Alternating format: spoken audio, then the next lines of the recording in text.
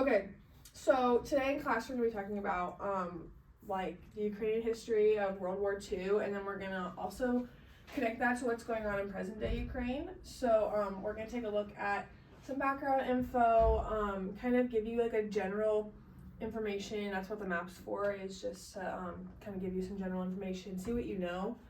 And then we'll also use that map as a study guide for later. We'll have you fill it out as an assignment, and then you'll use it as a study guide for your test. And then we're gonna watch some videos on some Ukrainian refugee survivors. So yeah. So, some introductory questions. Does anybody know, where was World War II fought? Like, where was the main place that it was fought?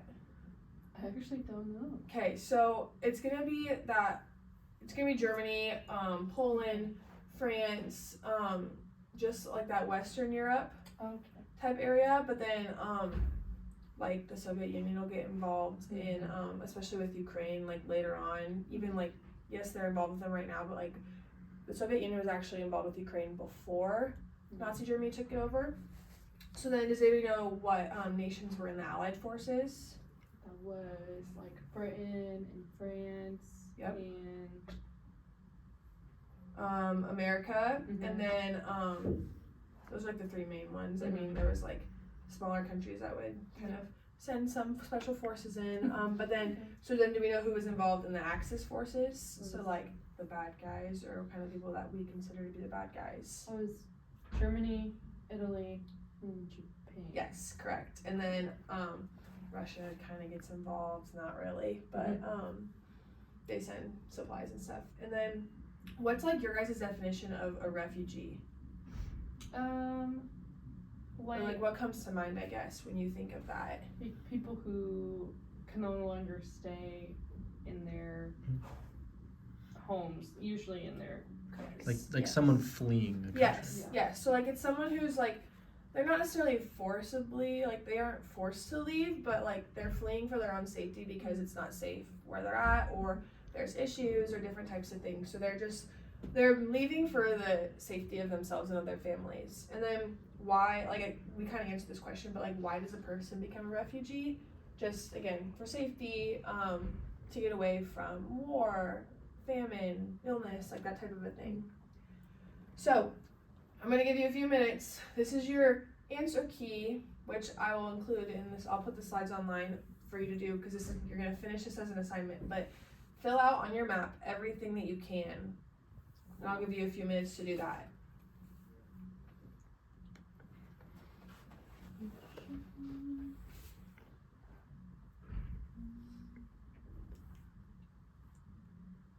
And then once later on, we'll go through all the answers when we come back for class a different day. The next class period, we'll fill out everything else, but fill out everything you can.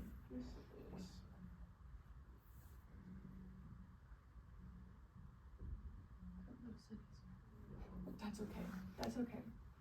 Even if you just know like kind of what country they're in, or like the area, you can just mark that in, because we can always go back and change it and fix it.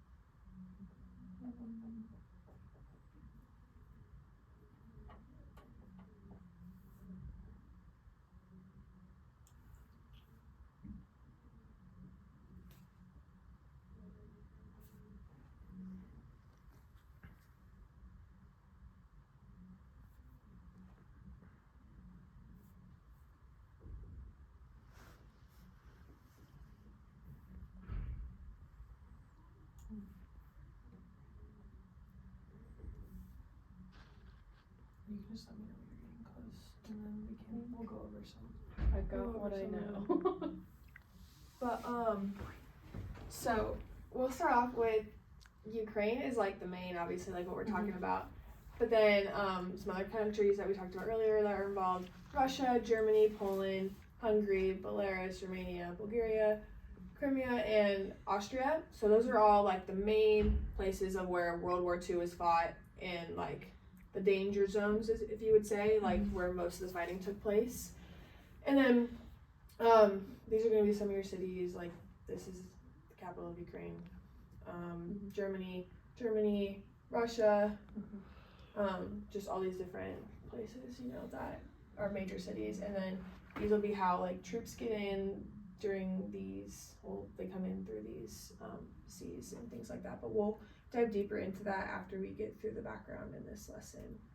So, as we know, there's always fighting over Ukraine's borders because Russia wants to take control of Ukraine. Germany wants to take control of Ukraine.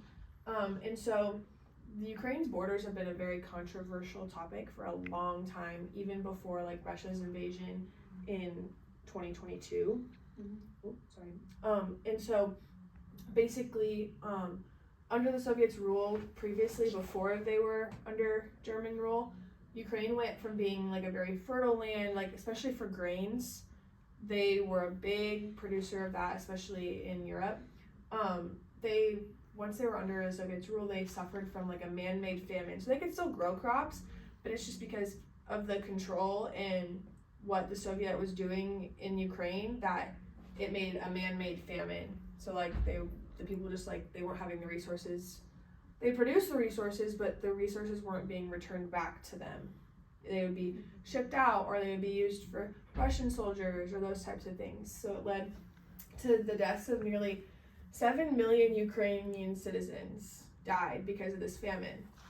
And so then when World War II happened, it displaced Ukrainians from all over their homes because of this famine that was still continuing, but then with the switch of rule over to German, it displaced them from their homes, and it left around 2 million Ukrainians stranded in Western Europe by the time that the war ended. And so then 200,000 of those Ukrainians ended up in like displaced persons camps. So like they wouldn't be able to go back home. They didn't have a home. Their villages were destroyed in the war. They didn't know where they were. They didn't know how to get home. They didn't have the money to do so. Like just things like that. And so they would later end up immigrating to the Americas and like other surrounding countries. So we're gonna watch a few different videos, if it will. Okay, so this is our first one. These videos are all about how these are just like Ukrainian survivors, Ukrainian refugees, and they're gonna tell us like about their stories of having to go to these camps, having to flee from their villages, and just kind of like what life was like during that time.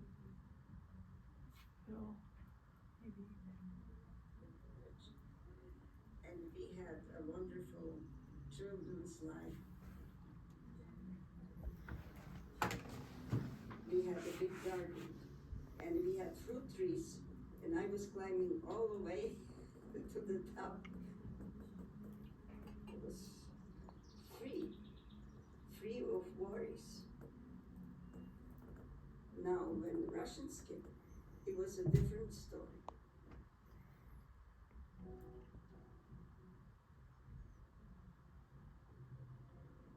As a young girl, I cannot forget it. In the morning when I went to school, I could see trucks loaded with people crying because they were sent to Siberia. So then, after school, I used to go to a market and look for our villagers and ask them if my parents are still home or maybe they are sent to Siberia, and I was left orphaned.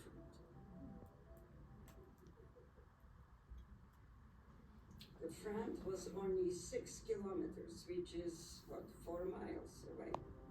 It didn't have a car. And so my father loaded the wagon driven by horses. And you should see the road. The road was packed with people, children, and we were almost walking because our wagons were loaded with whatever parents could remember to put on. Even though we didn't have very much to eat, our life was so full. It was even better for me than in our country. we were sorry to leave our country, and here we had everything. Churches, schooling, even opera was organized, and they traveled from one camp to the other and performed opera. Okay, so that was the first video that we're gonna watch. The next one is this one. So what was one thing before I play this that you thought was like really interesting about what she had to say in her story? I think just like how they had nothing, but still, like she still had fond memories of it. Because Yes. like, I'm sure living in that camp was probably not Yeah. her first choice. Yeah, and then finding like I think especially like the opera part of it, I was Mhm. like, okay, at least like they were having things that they could do, but I thought it was also interesting that they like still had things to do there, but it wasn't like it was nothing compared to like the concentration camps that Mhm. the Jews were being put in. So like they were still in these camps, but they were treated well, or at least decently. So we're gonna watch this next video, and then we'll discuss kind of how these refugee stories can compare to the Ukrainians who are having to flee currently. All of a sudden, we hear the shooting on both sides of the river. And on one side are the Ukrainian underground, on the other side, they're Russians, because they were withdrawing. My father says, let's run quickly under the bridge, hide under the bridge. And we hear the bullets coming down. I was petrified. My father says, we probably will die, but it's okay, because we're going to be together. I truly thought that was the end of my life. And then, would you believe, all of a sudden comes a German jeep. Many of these first immigrants, they were strictly an economic immigration. The immigration after World War II, they left for political reasons. And for them, there was no way to go back. Consequently, they brought all the cultural stuff with them. Naukovic Tovarystvo Shevchenko, UVAN. They formed their own professional organizations. And of course, they started Plast again. And the same thing was happening in cities across the United States. We developed a family feeling for one another. But you know, I still have friends that are still alive from camp. And I see them as like seeing a brother or seeing a sister, and not somebody that I know, not an acquaintance, not a friend, but it's really a family type of relationship. I remember my father would say, oh, I know him, I know him, I know him, I know him. Right? Someone in Detroit, someone in Chicago, someone in Toronto, someone in Philadelphia, DC. And, how do you know these people? But the answer is very simple. For 4 years, they bunked together. They went out drinking together. They went on dates together. They were studying together. They were doing politics together. You suddenly have this entire network of friends, and, after a number of years, they all move around, but you still know them. And that's one of the reasons for the vitality of the diaspora in the 1950s, 60s. Because the vitality of the camps was essentially transferred to the vitality of the U.S. We come into New York Harbor, and you see the Statue of Liberty. And you see the city all lit up. I had never seen that much life during the war. The cars are driving and so on, and we're standing there. And I'm saying to my father, I said, is this real? Or is this propaganda? Because we grew up with the propaganda, Or is this propaganda to show us how great it is in America? My father says it's real. Okay, so let's go back to our slideshow. Okay, so why are like the Ukrainian citizens fleeing from their homes right now? Because they were invaded by the Russians. Yes, and that it's unsafe, and their peaceful country has now been invaded by violence. And so how are like these current events similar to what we just watched in the video clips? I think because you still see people who are very tied to their country. It's not like they wanted to leave, but they were not safe.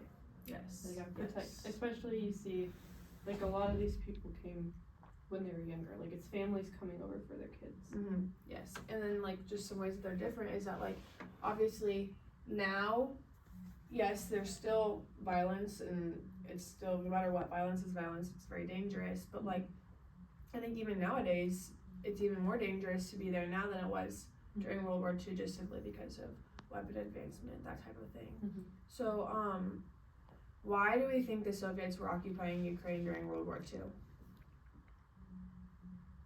So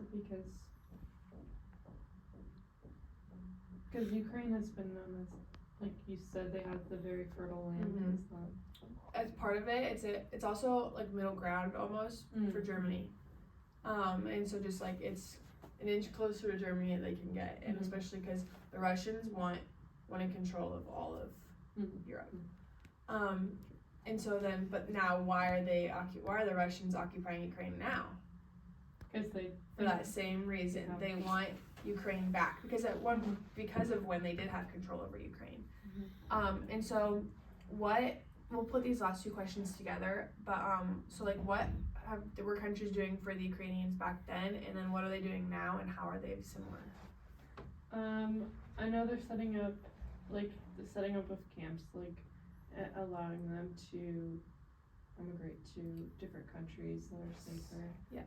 I know, like even America's been letting in more Ukrainian refugees, Yep. like they did them. Exactly. So you can just, I guess, it's like history is repeating itself. We always talk about that. So yeah, that's all I have for today. Okay.